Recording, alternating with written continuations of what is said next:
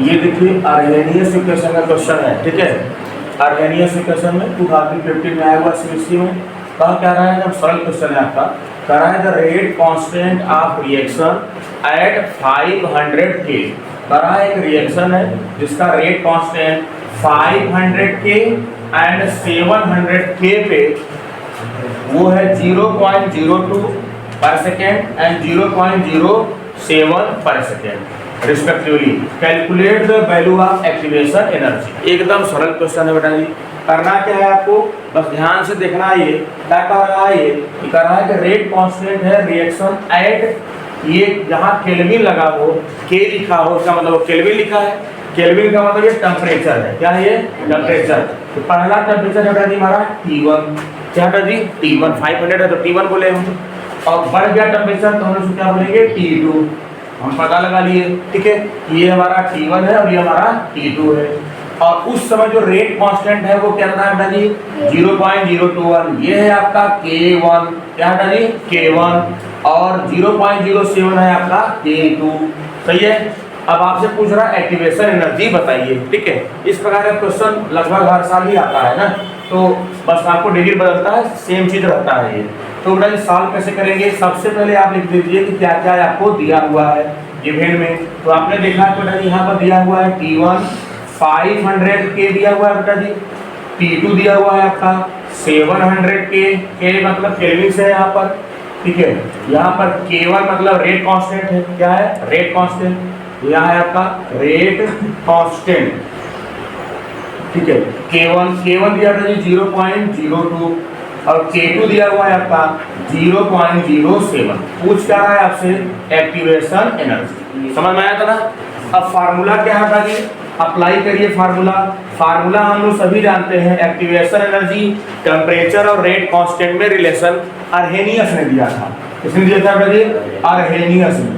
अर्हेनियस के अकॉर्डिंग क्या होता है बेटा जी हमारा, log K2 upon K1 equal to होता है हमारा EA अपान 2.303 R। यहाँ बेटा होता है T2 माइनस T1 अपान T1 और T2।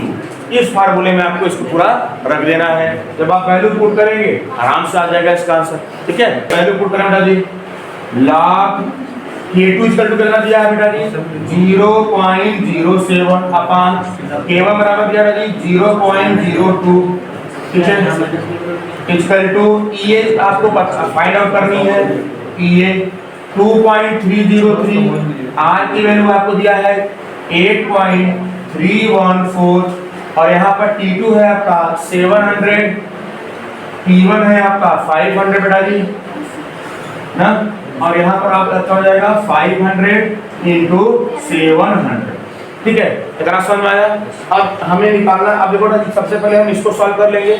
यहाँ 0.7 और 0.2 है, देखो ये काटेगा नहीं ना, ये 7 है और ये क्या है 2 है, तो एडिट इसको हम लोग सॉल्व करेंगे। आगे चले,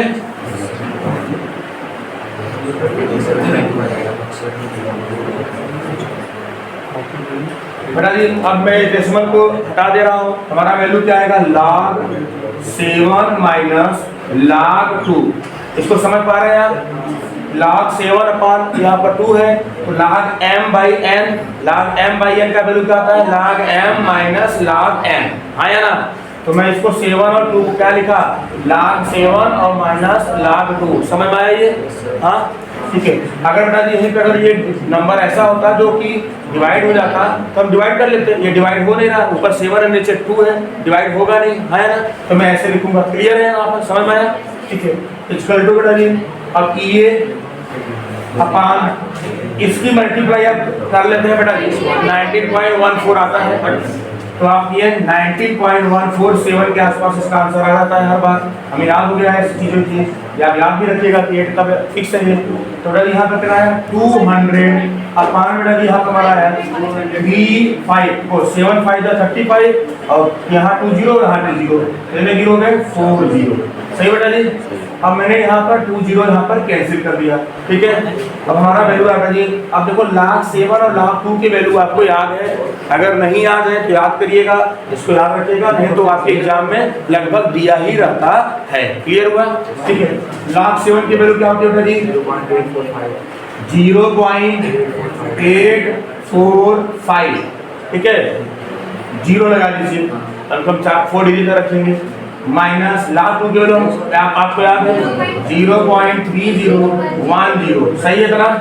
इसका जो बेटा जी ये अपान 19.147 बेटा जी यहाँ पर देखिए ऐसे हम लोग यहाँ से 2 को कैंसिल कर देते हैं, 2 1 जा 2 2 आपका 7 जा 14 और 2 5 जा और यहाँ का जो 0 बचा, हमारा बचा क्या है यहाँ पर 1/1750 समझ में आ रहा है इसको।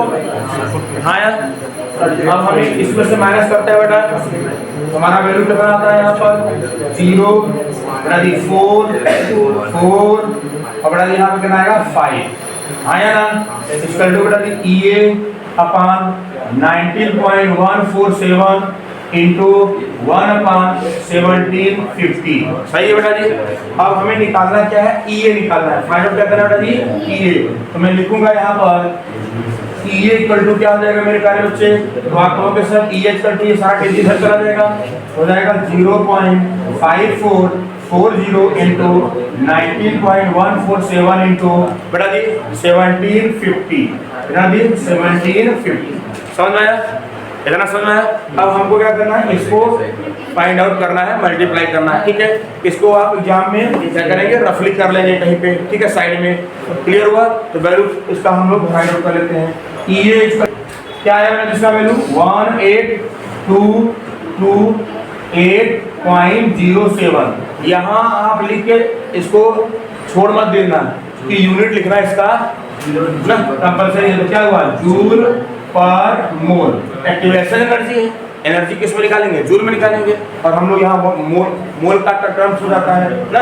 हाँ या ना बोलो भैया।